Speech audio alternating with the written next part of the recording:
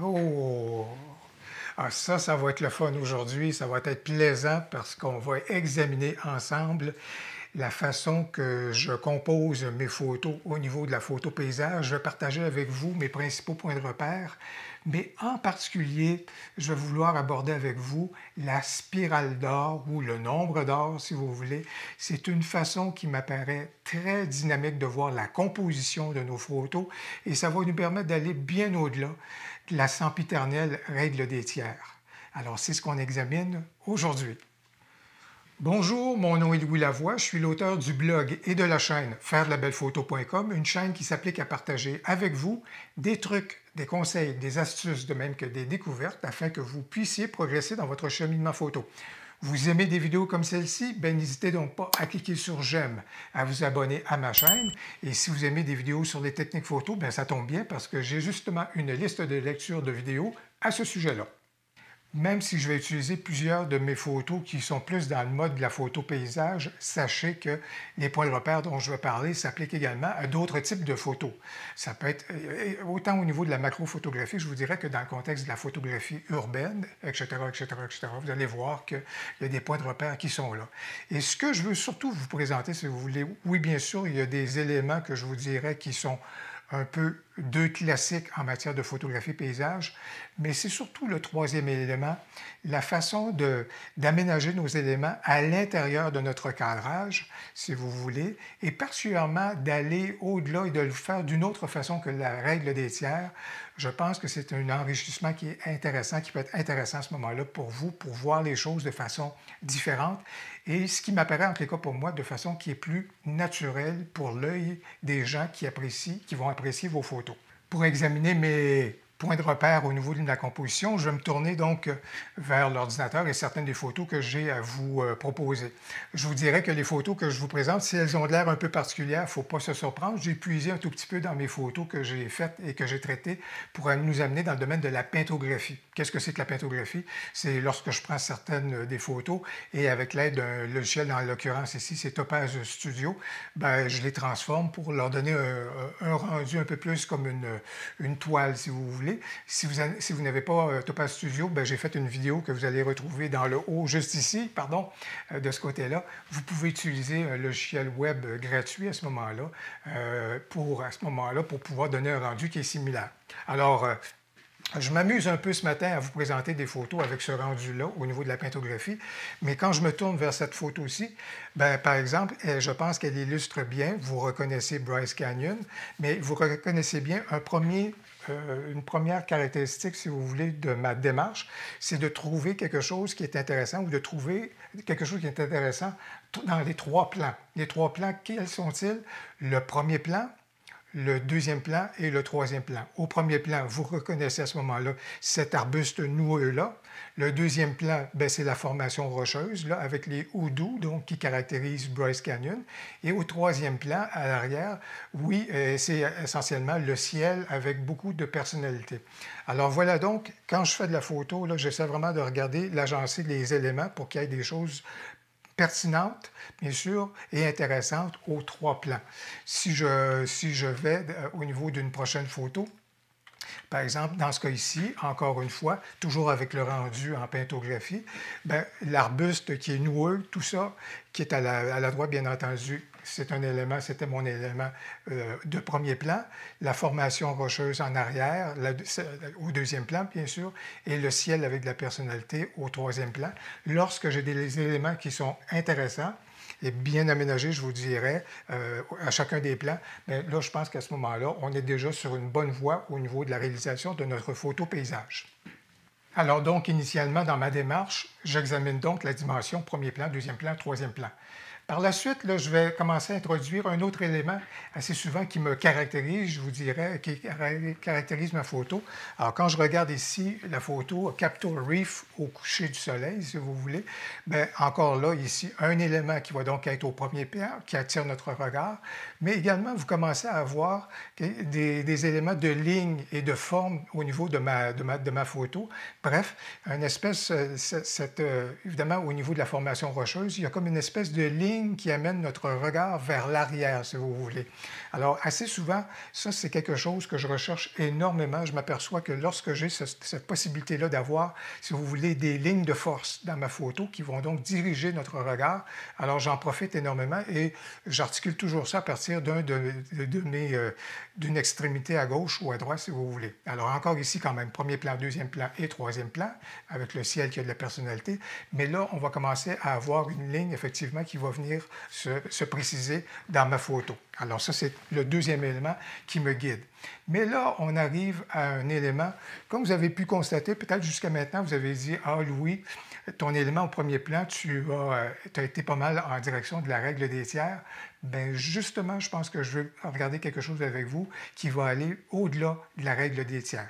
Sans tomber dans de savantes explications, disons que le nombre d'or, c'est une formule mathématique, si vous voulez, qui va donner donc une forme géométrique. Quelle est cette forme géométrique? Bien, vous la retrouvez juste ici, d'où son nom à ce moment-là de spirale d'or. Je vous dirais que les gens, souvent, lorsqu'on voit cette forme géométrique-là, elle semble trouver ses assises beaucoup dans la nature. Et les gens y trouvaient une forme qui était très naturelle, qu'on retrouvait beaucoup dans la nature. Et cette spirale-là, ici, cette forme géométrique-là, a été reprise beaucoup, ou enfin, certains y voient qu'elle a été reprise passablement au niveau de l'architecture, dans la peinture, je vous dirais. Par exemple, dans le cas de Léonard de Vinci, on lui a prêté assez souvent le recours, si vous voulez, à la spirale d'or. Certains y voient une utilisation au niveau de l'architecture, comme dans le cas, par exemple, ici, je vais vous présenter un théâtre où manifestement, à ce moment-là, on va dire c'est un théâtre, bien sûr, avec des gradins qui sont là, mais vous pourrez reconnaître à ce moment-là la forme que ça emprunte pour, à ce moment-là, être peut-être d'inspiration de la spirale d'or. Bon, bref, si vous voulez, c'est donc un élément qui est là, qui est extrêmement intéressant. Et je vous dirais que je vais justement regarder certaines de mes photos que je vais vous présenter, si vous voulez, pour qu'on puisse justement voir en quoi celles-ci peuvent reprendre à ce moment-là le fameux mouvement de la spirale d'or. Alors, si je reviens à cette photo de Capitol Reef, donc dans Lightroom, je vais aller à mon outil de cadrage et vous allez voir comment est-ce que dans Lightroom, c'est riche au niveau d'outils pour nous aider justement à faire notre recadrage, mais c'est aussi à ce moment-là, visuellement, ça peut justement nous donner de bons points de repère sur la façon, si vous voulez, de pouvoir cadrer nos photos à l'avenir. Alors, comme vous pouvez voir dans ce cas ici, dans mon outil de cadrage, on a illustré la grille là, de la fameuse règle des tiers, et vous pouvez voir, c'est bien correct. Juste ici, c'était sur mon point qui était là. Ici, j'avais quelque chose qui était là. C'est intéressant, ça c'est correct, si vous voulez. Donc, tout est là, ça c'est cela. Mais la règle des tiers, c'est assez statique. Bing, bing, bing, bing. Est-ce que j'ai quelque chose à un de ces quatre éléments-là? C'est relativement statique et pour moi, ça ne vient pas justement donner une impression de mouvement dans notre photo. Et c'est là que la magie peut opérer, si vous voulez. Alors, si je m'en vais et je referme tout simplement mon panneau de droite, je suis toujours dans l'outil de recadrage. Et là, je vais me servir de la lettre O sur mon clavier pour modifier la grille à ce moment-là à l'intérieur donc du cadre qui vient m'aider à faire mon recadrage dans Lightroom. Alors ici, vous venez de voir que ça a basculé à ce moment-là en fonction d'identifier est-ce que j'ai des lignes fortes, si vous voulez, qui seraient au niveau des diagonales. Ça pourrait être le cas, mais un petit peu moins dans ce cas ici. Si je voulais centrer mon sujet, ici, ça m'aiderait. C'est une autre façon ici qui est extrêmement intéressante parce que là, on a deux points forts. Et comme vous pouvez voir à ce moment-là, j'ai un point fort qui est sur mon arbuste au premier plan et à l'arrière. Donc, ça vient indiquer quand même une composition qui peut être assez forte. Ici, c'est une règle des tiers, mais avec un cadrage qui est beaucoup plus resserré, comme vous pouvez le voir. Et là, la magie vient d'opérer. Je suis avec ma spirale d'or. J'ai donc la possibilité, donc, dans Lightroom, de pouvoir justement regarder par rapport à cet élément-là. Est-ce que j'ai donc la présence de la spirale d'or dans mon cadrage?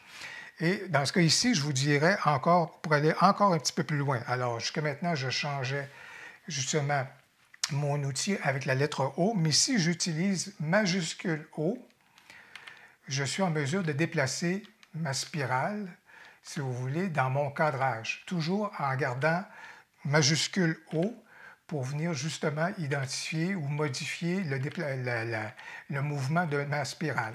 Alors, j'arrête là justement parce que je considère que la spirale juste ici, c'est justement ce qui opère.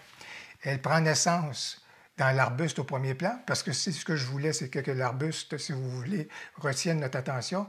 Mais par la suite, à ce moment-là, le mouvement va faire le contour, non pas nécessairement par le haut comme ça, mais en arrière-plan, par le massif qui est là de Canyon Reef, et puis Capitol Reef, pardon, et puis à ce moment-là, revient de l'autre côté. À mon avis, juste ici, la spirale exprime bien le mouvement naturel de notre œil lorsqu'on regarde cette image-ci. Si je passe à une prochaine photo que j'ai prise sur le plateau tibétain, bien, encore une fois, je suis dans l'outil de recadrage de Lightroom. Par défaut, j'ai donc la règle des tiers, ce que je suis en mesure de faire toujours avec la lettre O. À ce moment-là, je vais modifier ma grille de lecture. Vous voyez d'autres types qui sont là. Et finalement, avec la lettre O, j'arrive donc encore une fois à ma spirale d'or. Et dans ce cas ici, toujours en jouant avec la majuscule, je suis en mesure de regarder pour voir quel est le mouvement que je suis en mesure de retrouver. Voilà une hypothèse effectivement qui est là. Et quand je regarde ce truc-là, ça c'est pour m'aider à faire un recadrage qui pourrait être plus judicieux. Dans ce cas ici, ça m'apparaît tout à fait correct. C'est une hypothèse que l'œil, effectivement, va voyager de ce côté-là pour aller via, évidemment, la chaîne de montagnes qu'on retrouve en arrière. Ou encore, si je regarde d'une autre hypothèse et que je déplace toujours ma spirale d'or, à un moment donné, je pense que j'arrive à quelque chose qui est effectivement, qui représente bien le mouvement que votre œil a peut-être fait justement quand vous avez regardé cette photo-là, c'est-à-dire partir évidemment du Stupa qui était là au premier plan, et là, après ça, aller donc vers l'arrière-plan, regarder le ciel, évidemment, qui est au troisième plan, et revenir à ce moment-là. Votre œil a probablement navigué justement dans cette direction-là.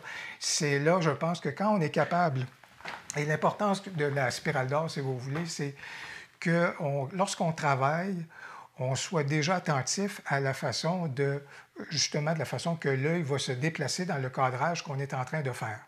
Le problème avec la règle des tiers, ou si vous voulez les points de repère des tiers, comme je le disais, c'est essentiellement statique. C'est là, c'est là, c'est là ou c'est là.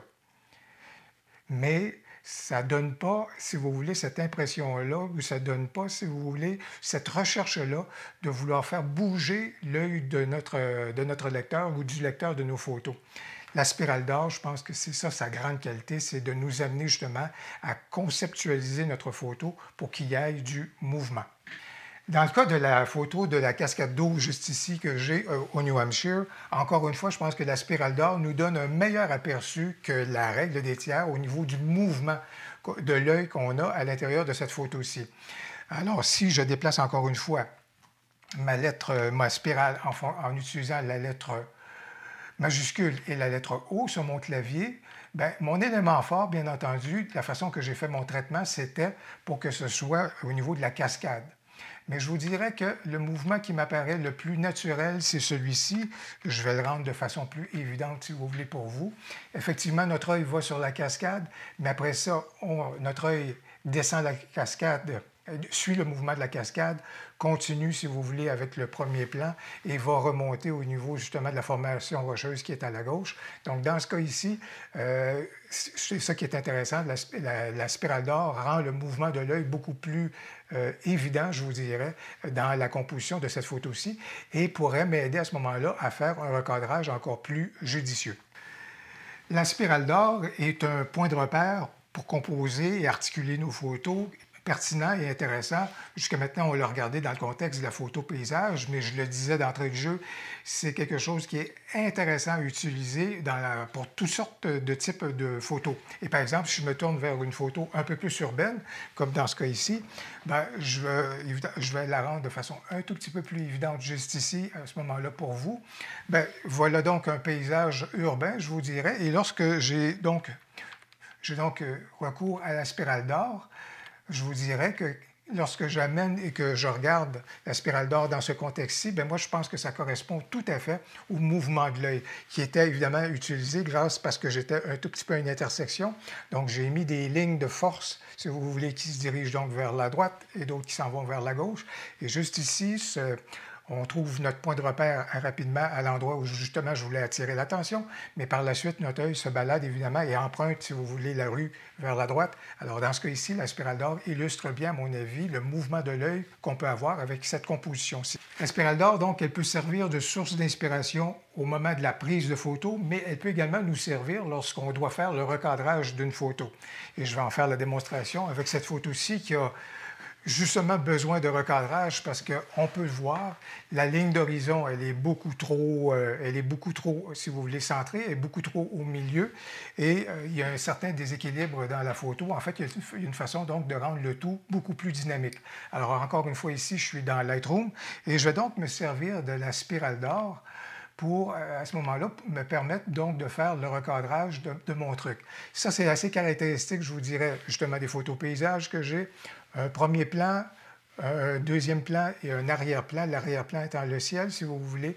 Le deuxième plan, évidemment, étant le pavillon. Et encore une fois, lorsque j'ai des lignes de fuite ou j'ai des lignes de force qui guident le regard, bien, manifestement, dans ce cas ici, c'était vraiment quelque chose que j'ai vraiment... Vous avez une bonne incarnation juste ici de ma démarche. Alors, si je regarde justement en observant la ligne... la spirale d'or, si vous voulez, pour refaire le cadrage de ma photo, parce que mon mouvement, effectivement, est de partir un peu du pavillon, mais de circuler dans le truc. Bien, si j'amenais à ce moment-là davantage, en me servant de la spirale, mon recadrage à ça ici, bien, je pense que c'est beaucoup plus intéressant. Ça rend la composition beaucoup plus dynamique. Certainement, j'ai ramener les dimensions, si vous voulez. J'avais beaucoup trop de ciel. Mon horizon est beaucoup mieux positionné, si vous voulez. Mais dans ce cas ici, je pense que ça va dans le sens de la photo, à savoir, si vous voulez, justement, on a un regard qui va vers le pavillon et après ça, on circule au gré, justement, des éléments qui sont à l'intérieur de ma photo. Ce n'est pas tous les logiciels de retouche photo qui ont la belle possibilité qu'on retrouve dans Lightroom de pouvoir nous offrir une grille en fonction de la spirale d'or.